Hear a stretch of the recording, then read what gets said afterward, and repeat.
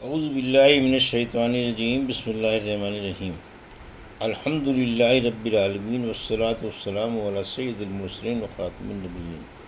اما بعد۔ صحیح بخاری، باب ابواب المحصر و جزاء الصید، حدیث نمبر 1841۔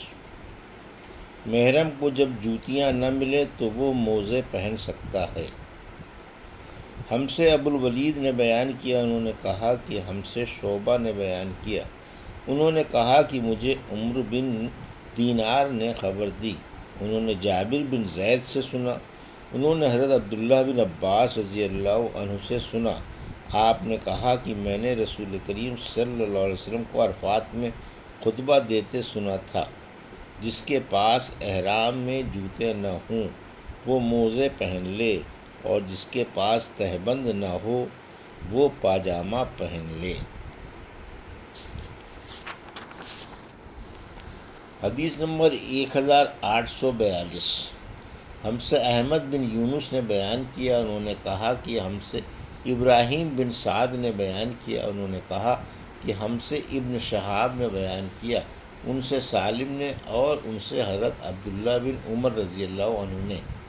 بیان کیا کہ رسول کریم صلی اللہ علیہ وسلم سے پوچھا گیا کہ محرم کون ہے، کپڑے پہن سکتا ہے؟ آپ صلی اللہ علیہ وسلم نے فرمایا، قمیض، امامہ، پاجامہ اور برنس یعنی کنٹوپ یا باران کوٹ نہ پہنے، اور نہ کوئی ایسا کپڑا پہنے جس میں زعفران یا ورس لگی ہو، اور اگر جوتیاں نہ ہوں تو موزے پہن لے، البتہ اس طرح کاٹ لے کہ ٹخنوں سے نیچے ہو جائیں۔ حدیث نمبر 1843۔ اردو ترجمہ۔ جس کے پاس تہبند نہ ہو وہ پاجامہ پہن سکتا ہے۔ ہم سے آدم بن ابی ایاس نے بیان کیا، کہا ہم سے شعبہ نے بیان کیا، ان سے عمرو بن دینار نے بیان کیا، ان سے جابر بن زید نے، اور ان سے ابن عباس رضی اللہ عنہ نے بیان کیا کہ نبی کریم صلی اللہ علیہ وسلم نے ہم کو میدان عرفات میں واعظ سنایا، اس میں آپ نے فرمایا کہ اگر کسی کو احرام کے لیے تہبند نہ ملے تو وہ پاجامہ پہن لے، اور اگر کسی کو جوتے نہ ملیں تو وہ موزے پہن لے۔ حدیث نمبر 1844۔ اردو ترجمہ۔ محرم کا ہتھیار بند ہونا درست ہے۔ اکرمہ رضی اللہ عنہ نے کہا کہ اگر دشمن کا خوف ہو اور کوئی ہتھیار باندھے تو اسے فدیہ دینا چاہیے، لیکن اکرمہ کے سوا اور کسی نے یہ نہیں کہا کہ فدیہ دے۔ ہم سے عبید اللہ بن موصلی نے بیان کیا، انہوں نے کہا کہ ہم سے اسرائیل نے، انہوں نے کہا کہ ہم سے ابو اسحاق نے بیان کیا، اور ان سے برا رضی اللہ عنہ نے بیان کیا کہ نبی کریم صلی اللہ علیہ وسلم نے ذی القعدہ میں عمرہ کیا تو مکے والوں نے آپ کو مکے میں داخل ہونے سے روک دیا، پھر ان سے اس شرط پر صلح ہوئی کہ ہتھیار نیام میں ڈال کر مکے میں داخل ہوں گے۔ حدیث نمبر 1845۔ اردو ترجمہ۔ حرم اور مکہ شریف میں بغیر احرام کے داخل ہونا۔ حضرت عبداللہ بن عمر رضی اللہ عنہ احرام کے بغیر داخل ہوئے، اور نبی کریم صلی اللہ علیہ وسلم نے احرام کا حکم انہی لوگوں کو دیا جو حج اور عمرے کے ارادے سے آئے، اس کے لیے لکڑی بیچنے والوں وغیرہ کو ایسا حکم نہیں دیا۔ ہم سے مسلم بن ابراہیم نے بیان کیا، کہا ہم سے وہیب نے بیان کیا، ان سے عبداللہ بن طاؤس نے، ان سے ان کے باپ نے، ان سے عبداللہ بن عباس رضی اللہ عنہ نے کہ نبی کریم صلی اللہ علیہ وسلم نے مدینے والوں کے لیے ذوالحلیفہ کو میقات بنایا، نجد والوں کے لیے قرن منازل کو، اور یمن والوں کے لیے یلملم کو۔ یہ میقات ان ملکوں کے باشندوں کے لیے ہے، اور دوسرے ان تمام لوگوں کے لیے بھی جو ان ملکوں سے ہو کر مکے آئیں اور حج اور عمرے کا بھی ارادہ رکھتے ہوں، لیکن جو لوگ ان حدود کے اندر ہوں تو ان کی میقات وہی جگہ ہے جہاں سے وہ اپنا سفر شروع کریں، یہاں تک کہ مکے والوں کی میقات مکہ ہی ہے۔ حدیث نمبر 1846، اردو ترجمہ۔ ہم سے عبداللہ بن یوسف نے بیان کیا، کہا ہم کو امام مالک نے خبر دی، انہیں ابن شہاب زہری نے، اور انہیں انس بن مالک رضی اللہ عنہ نے آخر خبر دی کہ فتح مکے کے دن رسول کریم صلی اللہ علیہ وسلم جب مکے میں داخل ہوئے تو آپ کے سر پر خود تھا۔ جس وقت آپ نے اتارا تو ایک شخص نے خبر دی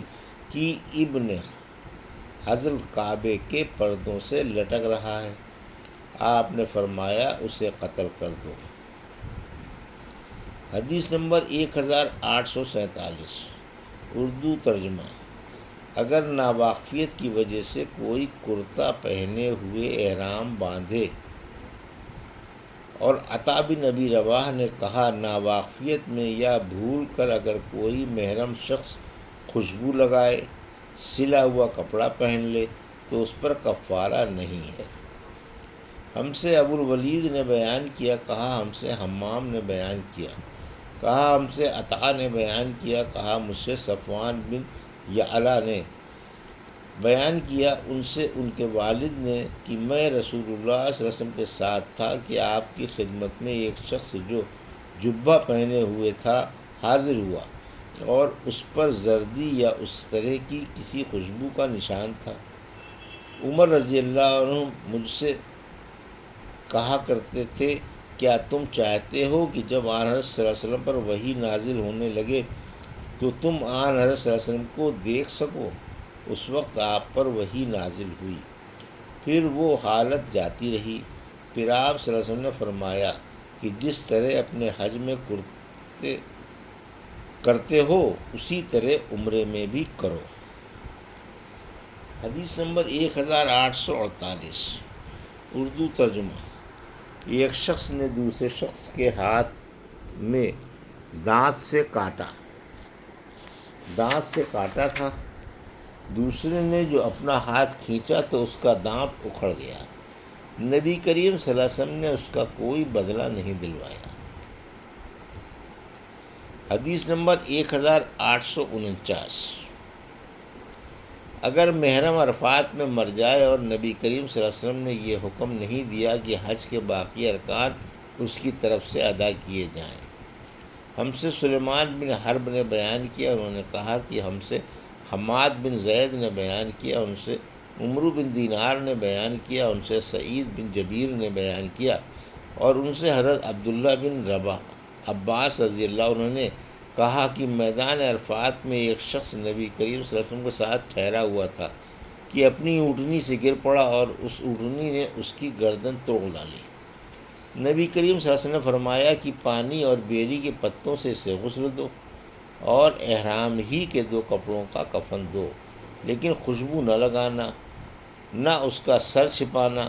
کیونکہ اللہ تعالیٰ قیامت میں اسے لبیک کہتے ہوئے اٹھائے گا۔ حدیث نمبر 1850، ہم سے سلیمان بن حرب نے بیان کیا، انہوں نے کہا ہم سے حماد بن زید نے بیان کیا،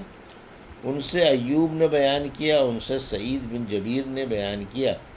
اور ان سے حضرت عبداللہ بن عباس رضی اللہ عنہ نے کہ ایک شخص نبی کریم صلی اللہ علیہ وسلم کے ساتھ عرفات میں ٹھہرا ہوا تھا کہ اپنی اونٹنی سے گر پڑا اور اس نے اس کی گردن توڑ دی، تو نبی کریم صلی اللہ علیہ وسلم نے فرمایا کہ اسے پانی اور بیری سے غسل دے کر 2 کپڑوں یعنی احرام والوں ہی میں کفنا دو، لیکن خوشبو نہ لگانا، نہ سر چھپانا اور نہ حنوط لگانا، کیونکہ اللہ تعالیٰ قیامت میں اسے لبیک پکارتے ہوئے اٹھائے گا۔ یہ تھی صحیح بخاری باب ابواب المحصرہ و جزائل الصید کی حدیث نمبر 1841 سے 1850 کا اردو ترجمہ جو ابھی آپ نے سماعت فرمایا۔ اللہ سے دعا ہے کہ اللہ ہمیں ان حدیثوں کی صحیح سمجھ عطا فرما اور ان پر عمل کرنے کی توفیق عطا فرما، آمین یا رب العالمین۔